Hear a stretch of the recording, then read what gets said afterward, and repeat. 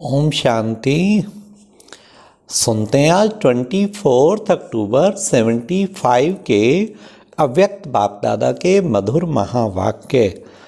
आज की अव्यक्त वाणी में बाबा ने प्रवृत्ति में रूहानियत भरने के लिए कौन सी वृत्ति रखें, साथ साथ बाबा ने मेरेपन को समाप्त होने के क्या क्या फायदे हैं, इसके साथ ही प्यारे बाबा ने स्पष्ट किया देह की प्रवृत्ति और बेहद की प्रवृत्ति कौन सी है जिसे स्वच्छ बनाना है, और बाबा ने मधुबन की क्या महिमा है, मधुबन में क्या छोड़ना है। तो सुनते हैं 24 अक्टूबर 75 की अव्यक्त वाणी। वाणी का टाइटल है हरेक ब्रह्मा मुखवंशावली ब्राह्मण चेतन शालिग्राम का मंदिर है। अपने को कमल पुष्प समान अति न्यारा और सदा बाप का प्यारा अनुभव करते हो। कमल पुष्प एक तो हल्का होने के कारण जल में रहते भी जल से न्यारा रहता है, प्रवृत्ति होते हुए भी स्वयं निवर्त रहता है। ऐसे ही आप सब भी लौकिक या अलौकिक प्रवृत्ति में रहते हुए निवर्त अर्थात न्यारे रहते हो। निवर्त रहने के लिए विशेष अपनी वृत्ति को चेक करो। जैसी वृत्ति वैसी प्रवृत्ति बनती है। वृत्ति कौन सी रखनी है? आत्मिक वृत्ति और रूहानी वृत्ति। इस वृत्ति द्वारा प्रवृत्ति में भी रूहानियत भर जाएगी। अर्थात प्रवृत्ति में रूहानियत के कारण अमानत समझकर चलेंगे। प्रश्न था ना, प्रवृत्ति में रूहानियत भरने के लिए कौन सी वृत्ति रखें? तो बाबा ने कहा आत्मिक वृत्ति और रूहानी वृत्ति। इस वृत्ति द्वारा प्रवृत्ति में भी रूहानियत भर जाएगी, तो मेरापन सहज ही समाप्त हो जाएगा। अमानत में कभी मेरापन नहीं होता। मेरापन में ही मोह के साथ साथ अन्य विकारों की भी प्रवेशता होती है। अब सुनिए, मेरापन समाप्त होने के फायदे बाबा बता रहे हैं। मेरापन समाप्त होना अर्थात विकारों से मुक्त, निर्विकारी अर्थात पवित्र बनना है, जिससे प्रवृत्ति भी पवित्र प्रवृत्ति बन जाती है। विकारों का नष्ट होना अर्थात श्रेष्ठ बनना है। तो क्या ऐसे अपने को विकारों को नष्ट करने वाली श्रेष्ठ आत्मा समझते हो? प्रवृत्ति को पवित्र प्रवृत्ति बनाया है। सबसे पहली प्रवृत्ति है अपनी देह की प्रवृत्ति, और फिर है देह के संबंध की प्रवृत्ति। तो पहली प्रवृत्ति देह के हर कर्मेंद्रियों को पवित्र बनाना है। जब तक देह की प्रवृत्ति को पवित्र नहीं बनाया है, तब तक देह के संबंध की प्रवृत्ति चाहे हद की चाहे बेहद की हो, उसको भी पवित्र प्रवृत्ति नहीं बना सकेंगे।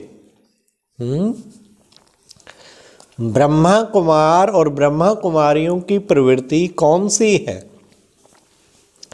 जैसे हद के संबंध की प्रवृत्ति है, वैसे ब्रह्मा कुमार और कुमारी के नाते से सारे विश्व की आत्माओं से साकारी भाई बहन का संबंध, इतनी बड़ी बेहद की प्रवृत्ति है। लेकिन पहले अपनी देह की प्रवृत्ति बनाएं, तब बेहद की प्रवृत्ति को भी पवित्र बना सकेंगे। कहावत है ना, क्या कहावत है भाई? Charity begins at home.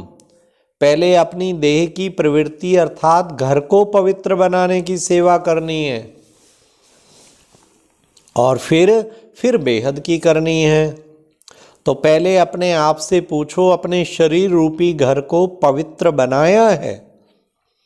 संकल्प को, बुद्धि को, नैनों को, मुख को रूहानी अर्थात पवित्र बनाया है? जैसे दीपावली पर घर के हर कोने को स्वच्छ करते हैं ना, कोई एक कोना भी ना रह जाए इतना टेंशन रखते हैं, ऐसे हर कर्मेंद्री को स्वच्छ बनाकर आत्मा का दीपक सदा काल के लिए जगाया है। ऐसे रूहानी दिवाली मनाई है अथवा अभी मनानी है, सबके दीपक अखंड जगमगा रहे हैं ना।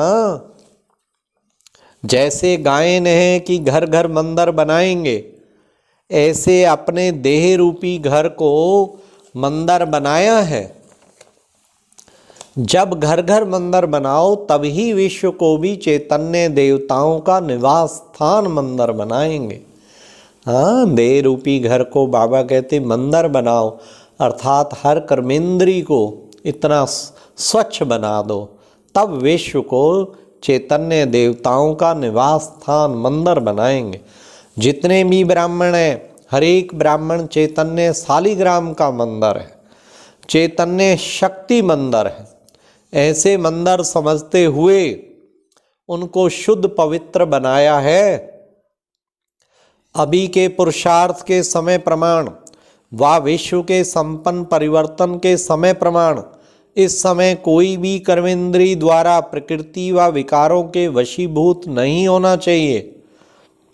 जैसे मंदिर में भूत प्रवेश नहीं होते हैं, तो हर घर को मंदिर बनाया है। जहाँ अशुद्धि होती है वहाँ ही अशुद्ध विकार अथवा भूत प्रवेश होते हैं।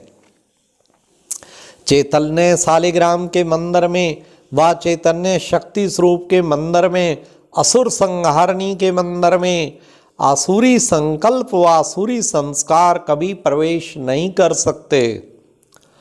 अगर प्रवेश होते हैं तो कोई ना कोई प्रकार की अशुद्धि अर्थात अस्वच्छता है। ऐसे अपने को चेक करो, कहाँ भी कोई प्रकार की अशुद्धि रह गई हो तो उसको अभी खत्म करो, अर्थात सच्ची दीपावली मनाओ। जब ऐसी अपनी पवित्र प्रवृत्ति बनाओ तब ही विश्व परिवर्तन होगा। अब बाबा मधुबन के बारे में बता रहे हैं बहुत ही सुंदर तरीके से। यहाँ मधुबन में भी रूहानी यात्रा करने आते हो तो रूहानी यात्रा में अपनी कमजोरियों को छोड़कर जाना। मधुबन है ही परिवर्तन भूमि। परिवर्तन भूमि में आकर परिवर्तन नहीं किया तो परिवर्तन भूमि का लाभ क्या उठाया। सिर्फ परिवर्तन भूमि के अंदर परिवर्तन नहीं लाना है, लेकिन सदा काल का परिवर्तन लाना है। मधुबन को महायज्ञ व राजस्व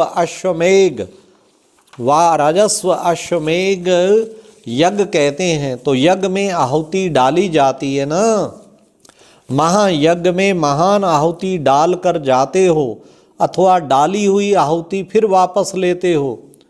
जो नाम देते हैं वैसा काम भी करते हो वा नहीं। नाम तो है महायज्ञ, परिवर्तन भूमि और वरदान भूमि, तो जैसा नाम वैसा कार्य करो। मधुबन जब भी जाएं परिवर्तन होके आए, कुछ पक्की प्रतिज्ञा करके आए, छोड़ कर आए। जो प्रतिज्ञा करके जाते हो उसको निभाते रहो, अथवा निभाना मुश्किल लगता है। अब सुनिए बाबा क्या बताते, निभाने में भी 3 प्रकार की आत्माएं बन जाती हैं। कोई तो निभाने में सच्चे परवाने मुआफिक स्वयं को बाप पर न्यौछावर कर देते हैं, अर्थात फरमान पर कुर्बान हो जाते हैं। और कोई निभाने में भक्त बन जाते हैं, अर्थात बाप से ही बार बार शक्ति लेते रहते हैं, अर्थात मांगते रहते हैं। शयन शक्ति दो तो निभाऊं, सामना करने की शक्ति दो तो निभाऊं, ऐसे भीख मांगते रहते हैं, अर्थात भक्त बन जाते हैं। और कोई फिर ठगत भी बन जाते हैं। वाह बाबा वाह, कहते और लिखते हैं एक और करते दूसरा है। बाप के आगे भी ठगी करते हैं, अपनी गलती को छिपाने की ठगी करते हैं। ऐसे ठगत बच्चे भी हैं। कोई कईयों में निभाने की शक्ति है नहीं, लेकिन अपने को बचाने के लिए फिर बहानेबाज होते हैं। अपनी कमजोरी को छुपाकर दूसरों के बहाने बनाते रहते हैं।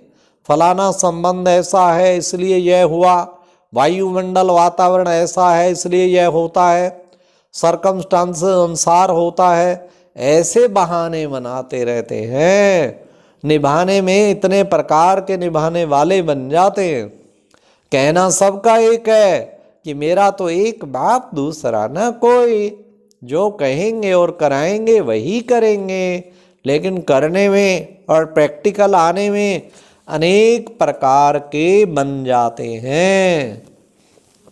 इसलिए क्या करना है, इसलिए अब तक साधारण समझ जो किया उसको बीती सो बीती करो, अर्थात अपने ऊपर रहम करो। इस भूमि के महत्व को भी अच्छी रीति जानो।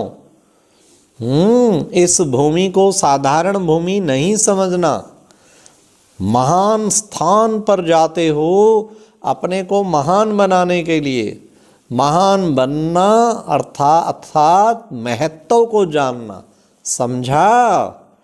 तो भाव समझे। बाबा ने कहा ये भूमि जो है सबसे महान भूमि है, इसको साधारण भूमि नहीं समझो, बहुत उच्च भूमि है। तो उसी महत्व से आओगे तो वैसी प्राप्ति होगी। ऐसे समय प्रमाण स्वयं को परिवर्तन करने वाले, विश्व परिवर्तन के निमित्त बने हुए, बाप के साथ प्रीति की रीति निभाने वाले, बाप को सदा अपना साथी बनाने वाले और सदा कमल पुष्प समान साक्षी रहने वाले, ऐसे सदा स्नेही बच्चों को बाप दादा का याद प्यार और नमस्ते।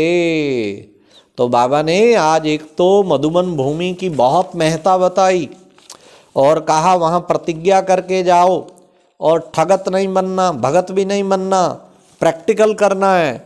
और साथ साथ बाबा ने कि चैतन्य शालिग्राम के अंदर और कुछ नहीं, देह की प्रवृत्ति बिल्कुल स्वच्छ और शुद्ध होनी चाहिए।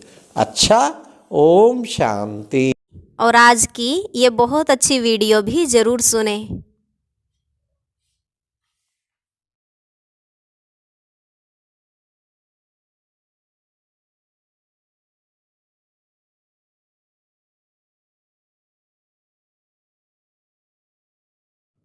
ओम शांति।